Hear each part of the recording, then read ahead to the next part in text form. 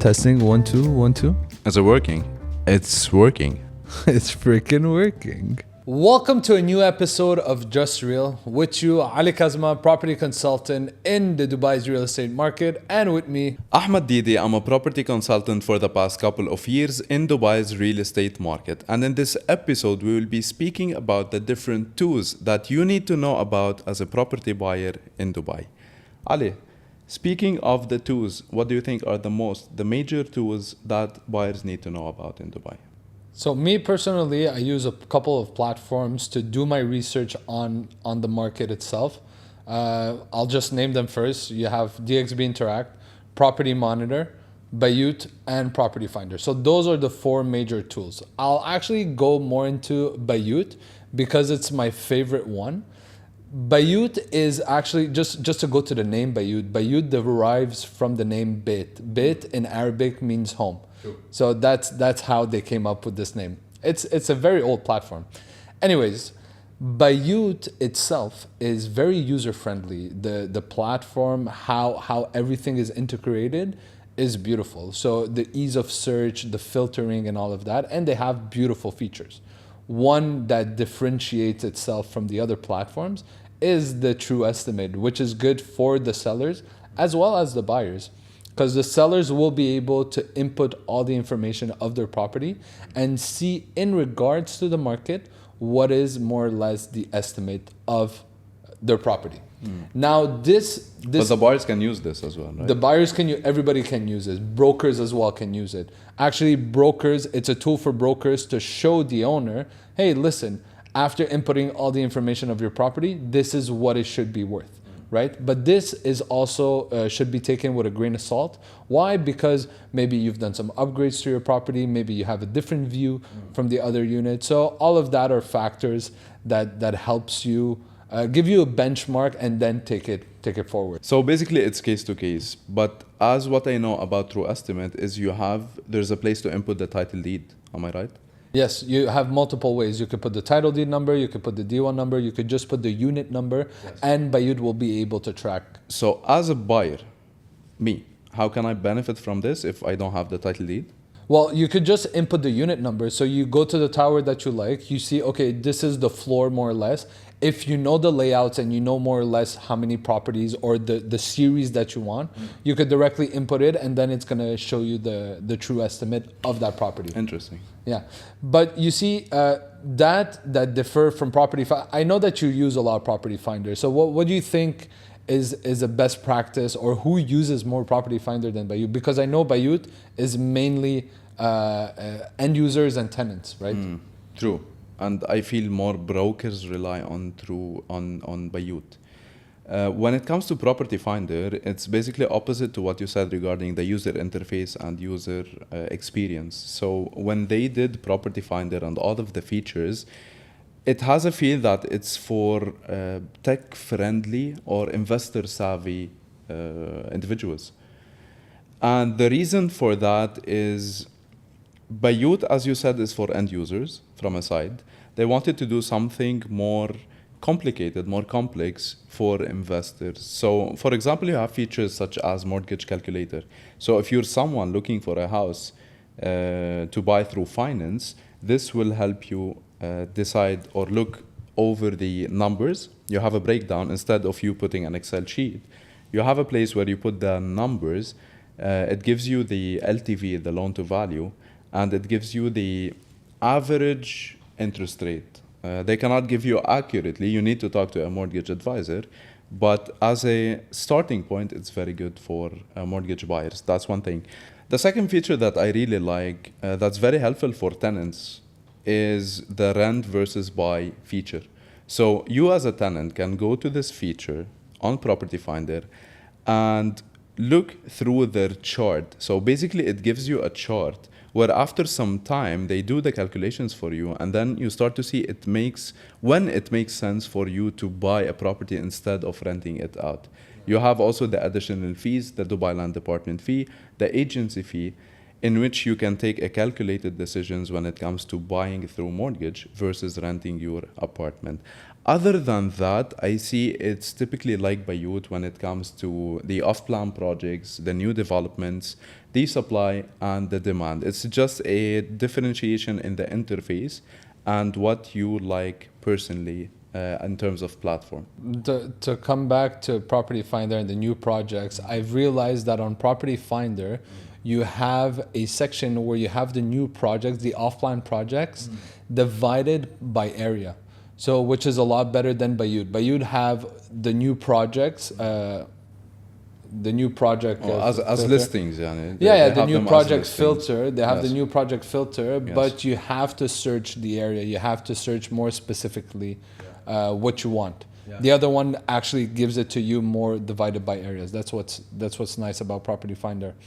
But again, these tools are there to. It's like it's a listing platform at the end of the day, right? So if you want to know what's the average price of a certain community, then you would input all the details of the community and then you start searching from there. Or you could go directly on their map and then you could see the amount of supply from every community, which is also a cool feature. Yeah, and by the way, they have also the insights, the community insights. Whether Bayut or Property Finder, they have a place or feature where you can go. And let's say you're new in Dubai, you don't know anything yet. You can go through every community and check the unique selling points of this community. You can check the features, the facilities, the amenities. And I think, if I'm not mistaken, on Bayut, they also have the estimated time, if you want to calculate the estimated time from one place to the other, right? Exactly. Like to the So center, if you for want to example. purchase a property that's, let's say, 20 minutes away from your work, then you will input the address of your work and it will give you the radius of 20 minutes That's amazing. that you could That's purchase. amazing. No, So as a new buyer who doesn't know anything in the market yet, you can go through Bayut, Property Finder. They can do their due diligence, right? And after that, I think, okay, you did your own research, you have an idea now, so you can now talk to a broker. But to talk to a broker, you need to choose one, right? What do you think are the criteria of choosing a broker in Dubai? So if you don't know any broker, you're brand new in Dubai, and you're looking to purchase a property, if you have heard from your friends or family a specific community that you'd like to be in, on Bayud, what's nice is that you have true brokers per communities. So you're gonna be able to input the community that you want to be in, and on the right side you're gonna see the top 5 true brokers in that community. So those are the people that either have the most listing in that community, that transacted the most in that community. So then you could get in contact with these people to see what's their stock, or you could directly go onto their stock, see what they have, what's interesting, and then you get in contact with these people. But again, to find the right broker, you have to pick a broker that has the same vision as you do, or that thinks or will be able to understand you in the way that you want to be understood, right? Okay, so your advice is talking to multiple brokers. Look, and then relying on how many? 1 or 3? No, it's like brokers is like doctors, you know? You always get your first opinion, but you also have to get a second and a third opinion. Taking more than 3 opinions, in my opinion, you're overdoing it. You're overdoing it, because this will just create some delay in your own decision. Yeah, decision fatigue. Yeah, do you call it the decision fatigue? Yeah. Because honestly, I know people that talk to 50 brokers, 100 brokers. Yeah. And They just get I'm confused. like, why? Why do you need 50, 100? Imagine talking to 100 doctors. You think you have cancer, and you just have a flu. That's it. Choosing the right person is what's important. That's why at the beginning, yes, get in contact with a couple of people, meet with them, sit down with them, see what's their knowledge on the market, and then you take it forward. And when you find someone that's good, especially in the area that you want, just stick to this person. This person could definitely outsource everything for you. Whether they have the property or not, they could get in contact with other brokers. That's not a problem. But again, that's a good point that you're having. So people that are doing their search on either Property Finder or Bayut, it's important to tick the boxes as in a verified listing, meaning that it's a true listing, having a super agent, because being a super agent, you have to prove that you had transacted in the past. So basically, just for the people who don't know, super agent is like true broker. They almost have the same criteria. So But when for property someone finder, yeah. exactly, but for property finder, so it's just a branding thing to differentiate each others. But basically, a true broker or a super agent means that they are super responsive. That's first. They validate or verify their listings. So whatever listing you see listed under these people, if they are true brokers or super agents, it means it's 100% the property, so it's not fraud, basically, right? The third thing is that they transacted on these platforms. So whether from 2 months, 3 months, almost I think the average is 3 months, these people are transacting continuously on these platforms. So that's why they call it super agent or true broker. They are more reliable, but it's not necessarily that they are the best brokers, just to make it clear. 100%, 100%. But the thing is, now that you have these listing platforms, you also have to combine it with the platforms that gives you real-time transaction, which I use personally more Property Monitor, because it's a paid platform from our company that gives you all the data, or you could use something that's free, which is DXB Interact, that gives you also real-time data. Combining those two will allow you to really understand, okay, what's a reasonable pricing? So you go into a community, maybe it's a villa community where you have price ranges from 5 million up to 10 million. And then you're gonna say like, okay, why there's that gap in prices? Then you go to the transactions, and then you see, okay, some of them have bigger plots, some of them are upgraded, some of them so on and so forth. Now, the upgrades and what's been done to the property, you can't really see it on this platform, which, in my opinion, there should be more transparency when there's a transaction, because when you say that a property is sold for X, Y, and Z, if you didn't sell it and you just see the transaction, you say, wow, that's a great price they got. And for a seller that sees it, he will want to achieve the same thing. But they don't take in consideration that, okay, this was upgraded. There was a pool that was put into the property. There was anything that adds value to the property. It was sold as is. Maybe there was someone that came in, didn't even know the market, saw it, had they call it in French, a coup de cœur, meaning they really liked it, and then after that they just purchased it. So that benchmark of prices, you shouldn't look transaction per transaction. Looking at the average is something that has a better indication. Yes, of course. There is a story for every property sold, or for a price. There's a story behind it. But if you mean that Dubai Land Department or the government needs to track every single property, if it's furnished, upgraded, etc., that's near impossible. It cannot work this way. I know. This way. I know, and This way. I know, and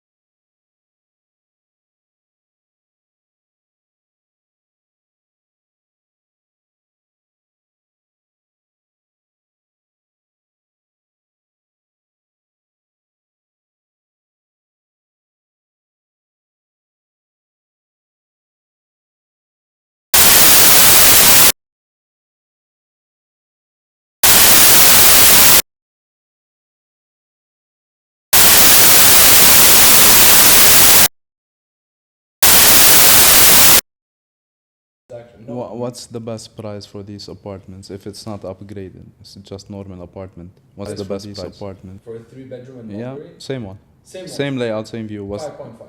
5.5?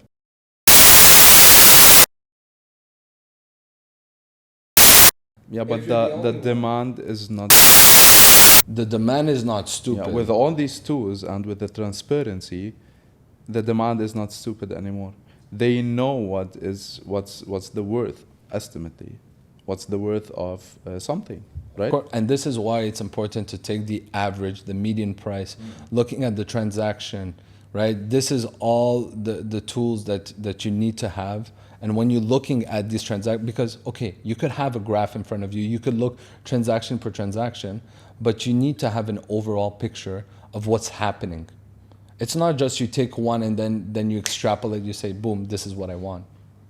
I agree. Look, just to make it easy for maybe not too savvy investors, okay, I think a solution for this is the median price per square foot, which is a universal measurement, let's say, for apartments, right? I think if someone goes and checks the layout, and the layout is known from the space, so from the size. So if a layout is 1600 square foot, for example, then every 1600 is basically the same view.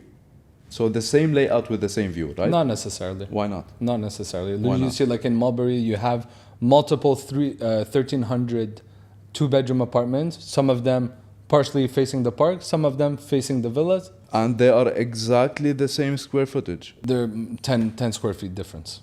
That's what I'm telling you. If something is 1600, 1600 is different than 1610.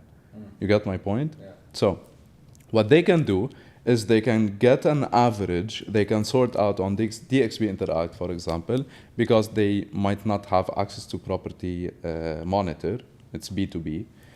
They can just sort them out and get a median price per square foot. And then they can negotiate based on this price per square foot, in my opinion. It's very simple. It's more hands-on, but it gives a better perspective between furnished, unfurnished, upgraded, not upgraded, in my opinion. And you said something about the transparency. You're right about something. Transparency in the real estate market is double-edged sword. From one side, it's very good to take better decisions, more calculated decisions, whether for buyers, sellers, and brokers, if you're evaluating a property, if you want to negotiate on behalf of your client. But at the same time, I see it raises the expectations of the sellers and buyers. So buyers will ask for less, and sellers will ask for more if they see some exceptional transactions without knowing the backstory of this transaction. And the beauty of Property Monitor, it actually gives you the gap between listing prices and closing prices. Yeah, what was it, Do you remember? Depending area to area, but I think it's 8% and The general, depending on the area, of Yeah. course. I think you're talking about Dubai Hills Estate. yeah. Because Dubai Hills Estate is more mature, so whether the buyers or sellers have kind of managed expectations. Yeah. In all of Dubai, the difference is 15 to 16% in the asking versus the transacting prices. Well, you see. So people are asking for this, achieving that.